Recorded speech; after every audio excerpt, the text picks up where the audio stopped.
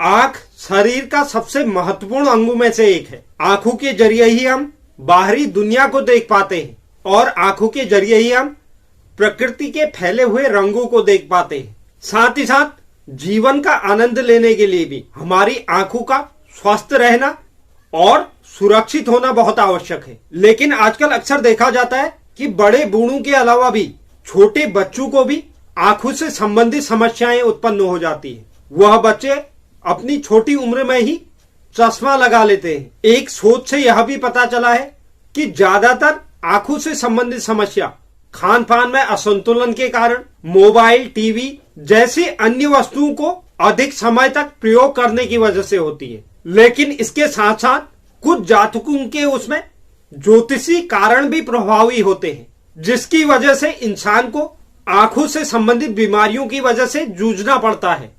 ज्योतिष शास्त्र के अनुसार व्यक्ति के शरीर का हर एक अंग किसी न किसी ग्रह से संबंधित होता है।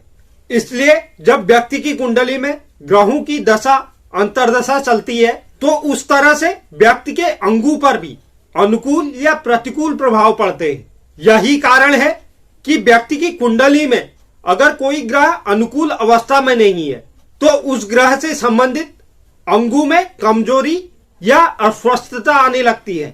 तो अगर ऐसी स्थिति किसी भी कुंडली में बनी हुई है तो उस व्यक्ति को कुछ उपाय कर अपनी आंखों की स्वस्थता के लिए प्रयास जरूर करने चाहिए। अगर हम इसके ज्योतिषी कारणों की बात करें तो हमें कुंडली के द्वितीय भाव और द्वादश भाव को देखना होता है। यदि आपकी कुंडली में द्वितीय भाव में पाप ग्रह विराजमान है या द्वितीय भाव में स्थित ग्रह का किसी पाप ग्रह से संबंध बन रहा है तो आपको आंखों से जुड़ी बीमारियों से जूझना पड़ सकता है। ठीक इसी तरह द्वादश भाव में अगर कोई पाप ग्रह है या द्वादश भाव के स्वामी का पाप ग्रहों से संबंध बन रहा है तो आपको आंखों से संबंधित रोग हो सकते हैं। अगर दूसरी स्थिति की हम बात करें, कुंडली में सूर्य और चंद्रमा की स्थिति, यदि आपकी कुंडली में सूर्य और चंद्रमा कमजोर अवस्था में है और पाप ग्रहों से दृष्ट है या सूर्य और चंद्रमा की द्वादश भाव पर युति बन रही है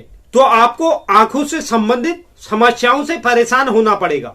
तीसरा कारण लग्नेश, द्वितीयेश और शनि की युति।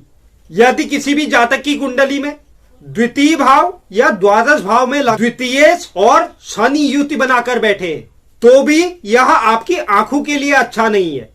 इसी के कारण आपको आंखों से जुड़ी समस्याओं से दो चार होना पड़ सकता है। चौथा कारण मंगल और शनि की युति होना। आंखों से जुड़ी हुई समस्या का एक और कारण है कुंडली के द्वितीय भाव में मंगल और शनि की युति होना। इस युति के कारण भी व्यक्ति की आंखें कमजोर हो जाती हैं। पांचवा कारण है त्रिक भावों में ग्रहों की युति।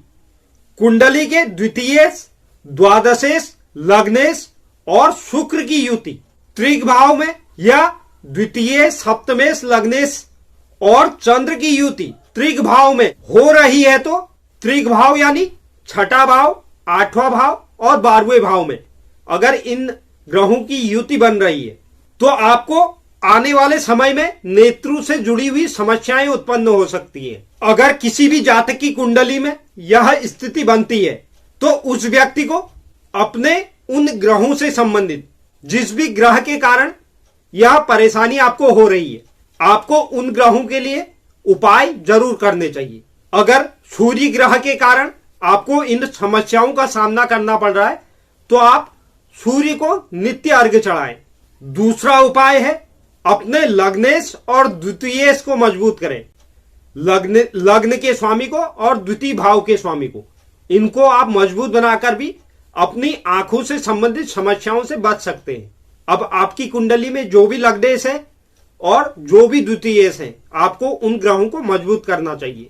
भगवान शिव की आराधना कर भी हम इन अशुभ प्रभावों से बच सकते हैं। चौथा जो उपाय है आंखों से जुड़ी हुई परेशानी से बचने के लिए ओम चंद्रशेखराय नमः मंत्र का हर रोज 108 बार जाप करना चाहिए। इसके अलावा चक्षुषी विद्या मंत्र का पाठ करके भी आंखों से संबंधित जुड़ी समस्याओं से हम मुक्ति पा सकते हैं।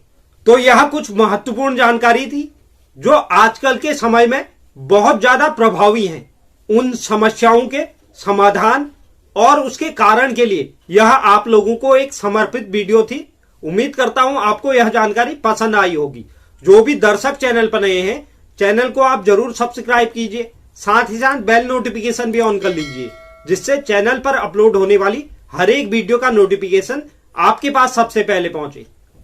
और आप वीडियो को लाइक कीजिए और शेयर कीजिए। साथ ही साथ कमेंट बॉक्स में आप अपनी राय भी जरूर लिखें। धन्यवाद।